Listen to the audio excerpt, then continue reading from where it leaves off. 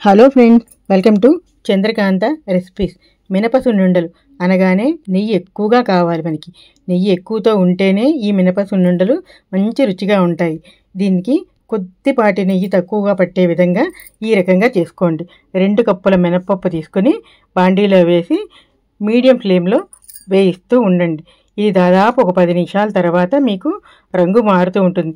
మీరు పొట్టుపప్పు ఉన్నా కూడా పొట్టుపప్పు ఒక గ్లాసు, పొట్టు లేని పప్పు ఒక గ్లాసు తీసుకుని 2 సమానంగా తీసుకుని వేయించుకోవచ్చు. ఇట్లా ఇక్కడ పొట్టు లేని పప్పుతోనే చేస్తున్నాను. ఇది దోరగా వేయించండి. ఇది కొంచెం ఓపికగా వేయించుకోవాలి. ఇది ఎందుకంటే హైలో పెడితే మాడిపోతుంది, లడ్డూలన్నీ మాడి వాసన వస్తాయి. అందుకని మీడియంలోనే పెట్టుకుని వేయిస్తూ ఉండండి. ఇట్లా కొంచెం రంగు మారాక సువాసన అనేది వస్తుంది. తర్వాత 2 చెంచాల బియ్యం వేసి వేయించండి. బియ్యం ఎందుకంటే లడ్డూలు తినేటప్పుడు అంగిట్లో మినప్పప్పు పట్టుకోకుండా బియ్యం వేస్తాం అన్నమాట. లడ్డు అతుక్కుంటూ ఉంటుంది, ఇబ్బందిగా ఉంటుంది. దానివల్ల బియ్యం వేస్తే అట్లా అతుక్కోదు. 2 చెంచాలు బియ్యం వేసిన తర్వాత అది వేగుతూ ఉంటే తెల్లగా వస్తాయి. అంతా వేగిన తర్వాత ప్లేట్లో తీసుకుని బాగా చల్లారనివ్వండి. చల్లారనిచ్చిన తర్వాత మిక్సీ జార్లో వేసుకుని ఒక 4-5 ఇలాచీలు కూడా అందులోనే వేసేసేయండి. వేసేసి మెత్తగా పౌడర్ చేయండి. ఎందుకంటే మిక్సీలో మనం పౌడర్ చేస్తే మెత్తగా చేసినా కూడా కొంచెం మినపప్పు బరకగానే ఉంటుంది. మినపసున్నుండలకి బరకగానే ఉండాలి.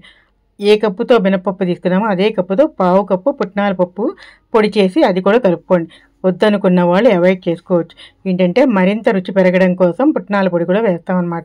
ఇదంతా వేసిన తర్వాత 2 కప్పులు తరిగిన బెల్లం కూడా వేసి బాగా కలపండి.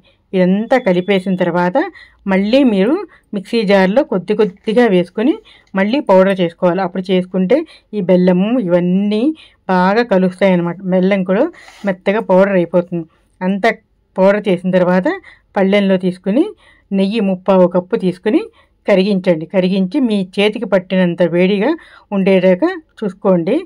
అంతా చేసుకున్న తర్వాత ప్లేట్లో, వెడల్పాటి ప్లేట్లో తీసుకుని కొంచెం గుంట చేసుకుని కొద్దిగానే పోసుకోండి. నెయ్యి మొత్తం ఒక్కసారే పోస్తే ఎక్కువగా నెయ్యి పడుతుంది మనకి.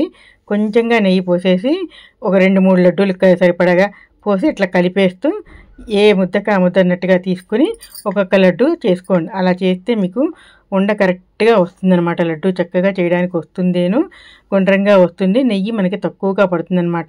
ఎంత సరిపోతుందని తెలుస్తుంది. 1/2 కప్పు సరిగ్గా సరిపోతుందన్నమాట ఇప్పుడు తీసుకున్న క్వాంటిటీకి. ఇలా అన్నీ చేసి పెట్టుకొని పక్కన పెట్టుకోండి.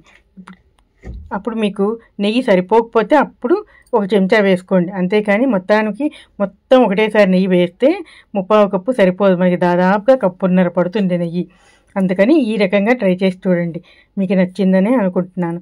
నచ్చితే లైక్ చేయండి, షేర్ చేయండి, సబ్స్క్రైబ్ చేయండి. పక్కనే ఉన్న బెల్ ఐకాన్ ప్రెస్ చేసి మీ అభిప్రాయాల్ని కామెంట్ రూపంలో తెలియచేయండి.